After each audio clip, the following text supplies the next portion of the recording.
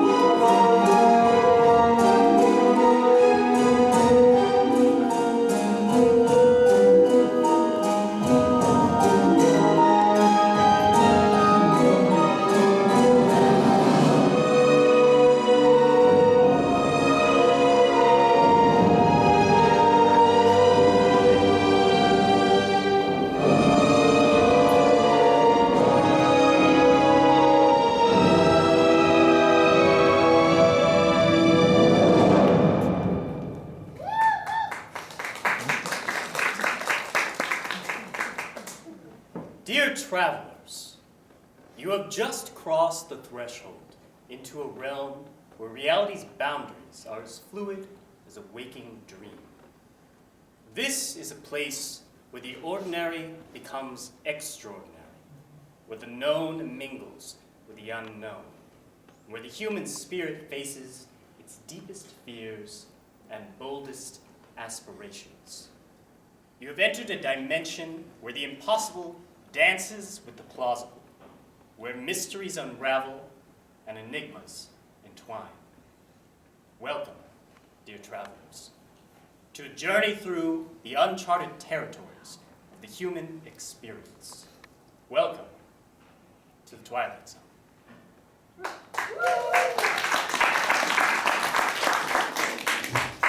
This afternoon, you will see 2 episodes. 1 episode, and then an intermission, and then a 2nd episode. For this first one, you all out there, the stars that twinkle in the Twilight Zone, I want to hear from you. I understand that Halloween is coming up, and I assume all of you are dressing to the nines. On the count of 3, I'd like you to tell me what costume you have chosen to wear, or perhaps which one you wish you were wearing. 1, 2, 3. Lady Vince's couch. I think I'll steal that one. Now, before you, you see all of these individuals. One of them will be the focal point of our first episode of the afternoon. Please help me decide which one. When I count to 3, call out someone using perhaps an article of clothing that they're wearing to help me determine who will star in this episode. 1, 2, 3. Hat! The first thing I heard was hat.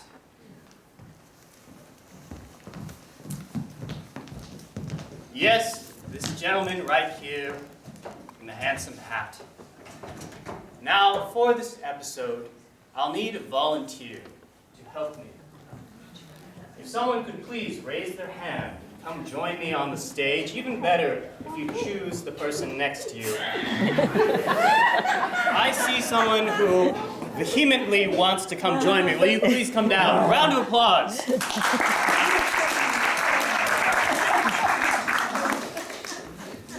What is your name? Ryan, Ryan.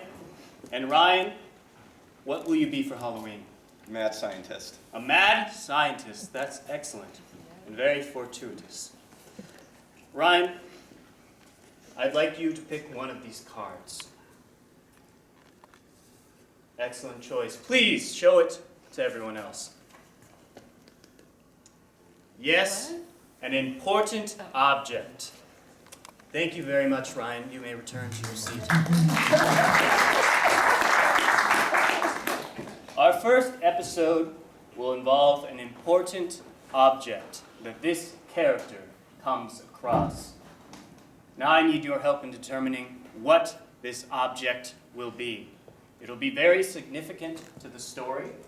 Which object will it be on the count of 3? Shout out. 1, 2, 3. Let's narrow down my search to just this section here. Can you repeat 1, 2, 3? I'm going to have to come up the stairs.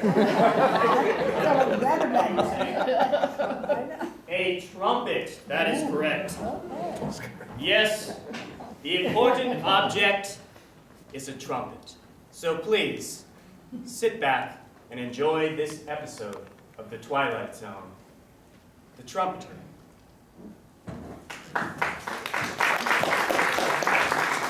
Carl, happy birthday, my dear. Thank you, darling. Oh, I've missed you so much. You've been away in Atlanta.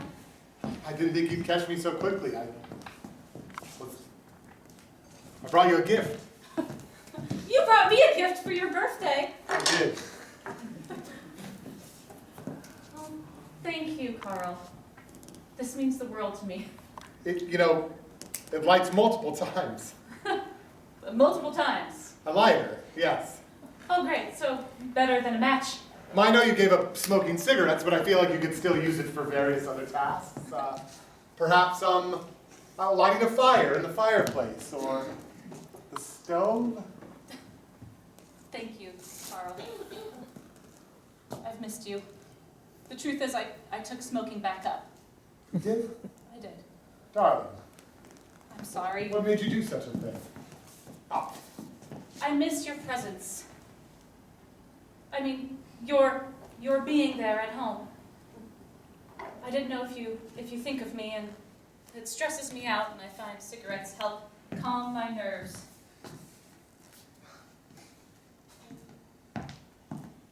Cynthia, I think of you every day.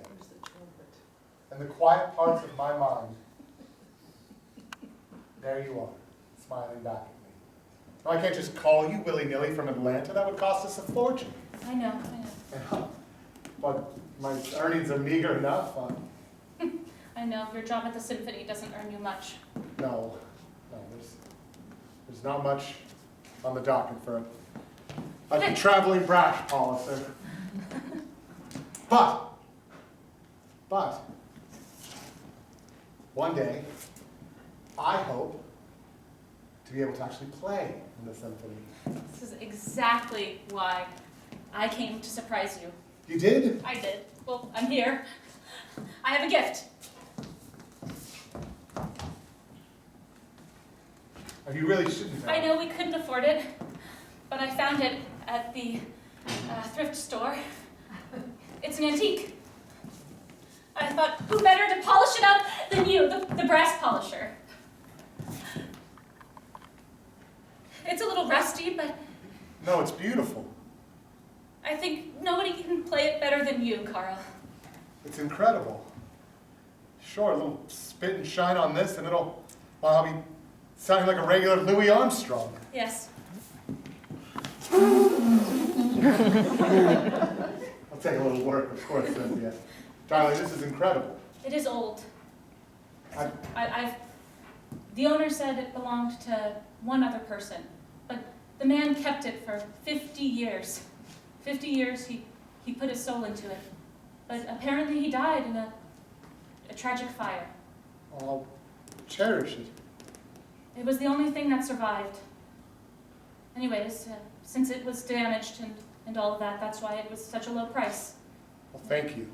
It really is beautiful, you know. It's by... Wow. It's a genuine Himlacher. Is that good? These are rare. There's only 17 of these ever made. Himlacher are only ever made instruments in prime numbers. Well, I'm glad I did something right, Carl.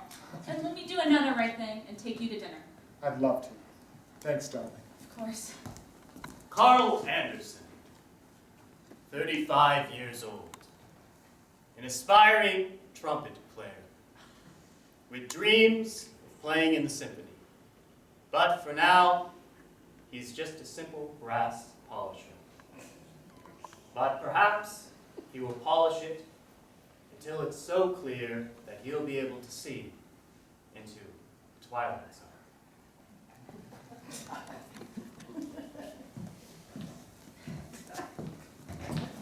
A hemlocker, that's some gift your little lady got you there, Carl. Yeah, have you seen it? Oh, yeah. Dave, I've been polishing this for 2 weeks. Look at the shine on this thing. Wow, that really is picking up a shine. Carl, I don't want you to get too excited, though. I mean, just because you own a hemlocker and you've been polishing it up, it doesn't mean I'm going to be able to let you play in the symphony. I know, I mean, I have to try out. I've Well, been practicing. Carl, I figure it's time me and you had a little talk about all of that. I mean, you don't mind if I fix myself a drink, do you? Oh, I'm sorry, sir. I should have done that for you. No, that's all right. And please, you don't have to call me sir when we're not over at the orchestra. Help yourself. It's just that, you know, you and I feel we've become very close friends during the time you've been working as a brass polisher, and I'll have to say, you're one of the finest brass polishers we've ever had. Sir, I've been polishing your brass for over a decade now. I'd say that your brass shines brightest than anyone's. Well, There's not every conductor I've spoken to is jealous of your shiny brass. I don't like to brag, but you know, back in '57, I was voted the biggest brass in the industry. I know. And that watch you got me, I still appreciate it and wear to this day. Well, sure. And you've done pretty well as a brass polisher. I mean, you've got a nice little nest here. You've got a nice little bird to share it with. All I'm saying is not everybody gets to live their dream. Now, I know you want to play in the orchestra, Carl, but the truth of the matter is, you're just not that good. Well, I haven't even tried out for you, sir. I mean, I just... I can tell. Dave, you've got to at least let me play the hemlocker for you. I'll try out just like no special treatment, just like a regular old musician coming to try out for your symphony, your orchestra. Listen, when everybody goes out for drinks, I stay late and I make sure the entire section is ready for the next day. And I've taught myself not just the trumpet, but the tuba, and I've even tampered around a little bit in the woodwinds. Carl, come over here and look in this mirror with me. All right. What do you see? Carl Anderson. Yeah, look deeper. I see a man who really wants to be in an orchestra. Yeah, and right beneath that? It's stellar polisher of brass. That's it. That's what you are, Carl. Now you tell me, do you think in your heart of hearts, and be sincere, Carl, do you really deserve to play a hemlocker? I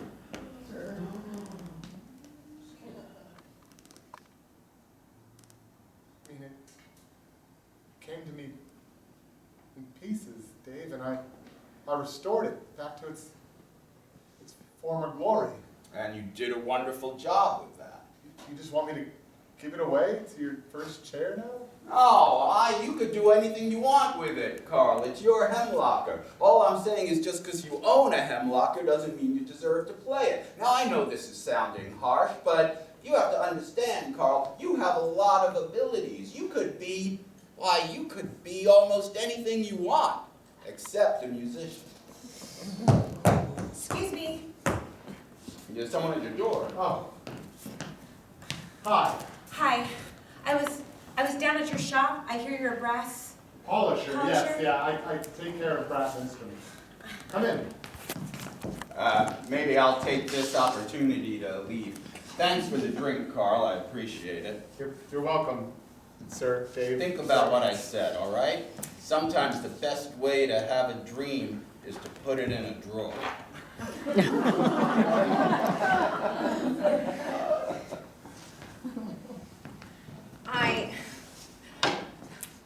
My name's Mary Ann.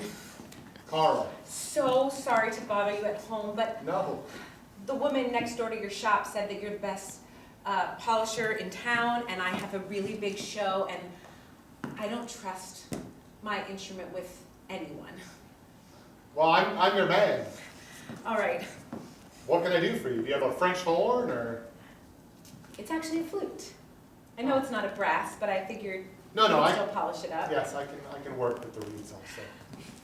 Thank you so much. I don't have my full shop here, but you know, it's really not that bad. I think I can spiff it up in just a few minutes here. Thank you. What brings you by? Well, I have a big show, and so I just wanted to be all shiny and perfect. Do you play? You know, I do. I haven't really played for anyone, but my fiance, Cynthia. I want to play in the orchestra. Wow! Have you played in an orchestra before? I've not met you. I've played in many. What do you play now? For a jazz band or? It's actually a really big symphonic band. Oh, We travel everywhere, we travel the world. oh Play with wow. amazing musicians. Incredible. Why don't you play me something? I don't know if I can do that. All right.